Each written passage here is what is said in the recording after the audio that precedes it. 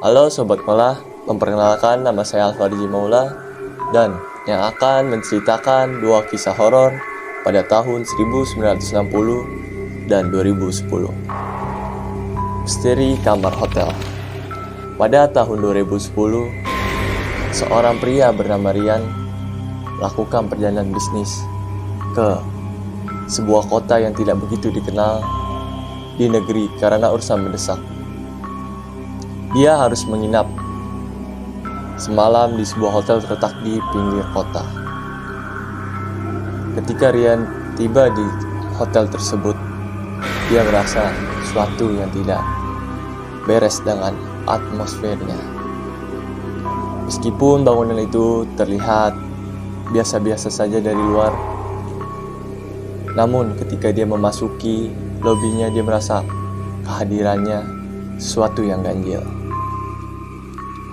Setelah menerima kunci kamar dari resepsionis, Rian naik ke lantai yang ditunjuk begitu. Lift terbuka di lantai yang dimaksud dia merasa sebuah angin dingin yang memasuki tulang. Namun, dia mengabaikan perasaan aneh itu dan menuju ke kamar yang telah dia sewa. Ketika dia membuka pintu kamar, dia merasa sesuatu yang tidak beres. Udara di dalam kamar berat dan gelap meskipun lampu menyala dengan terang. Rian mencoba mengusir perasaan tak nyaman itu. Saat dia beristirahat di tempat tidur, dia mulai merasakan suara-suara aneh di sekitar suaranya. Pintu kamar yang tidak berhenti, suara gemerincing atau bunyi, atau ada gresek-gresek atau kaca pecah muncul dari sudut ruangan. Rian mencoba memanggil resepsionis untuk meninggalkan kamar hotel tanpa melihat ke belakang. Namun, dia tiba-tiba di lobi cekot. Dia menghadapi kabar yang mengerikan. Resepsionis memberitahunya kamar tersebut adalah kamar bekas bunuh diri pada tahun 1980. Rian secara memperpanikan diri dia, lalu dia langsung pergi dari hotel itu. Cerita ini memang menyeramkan karena didasarkan pada pengalaman nyata di mana utang orang melaporkan kejadian-kejadian yang tidak dapat dijelaskan secara rasional di hotel atau tempat-tempat lain. Yang kedua, rumah di ujung jalan desa. Di sebuah desa terpencil yang dikelilingi oleh hutan lebat, terdapat sebuah rumah tua yang terbengkalai yang dikenal sebagai rumah di ujung jalan desa. Rumah itu selalu menjadi objek pembicaraan di kalangan penduduk desa karena dianggap angker dan dipercaya menjadi tempat terjadinya berbagai kejadian misterius. Kisah dimulai pada tahun 1960 ketika sebuah keluarga muda pindah ke desa tersebut dan memutuskan untuk tinggal di rumah itu. Mereka tidak percaya akan cerita-cerita tentang rumah itu dan memilih untuk mengabaikannya.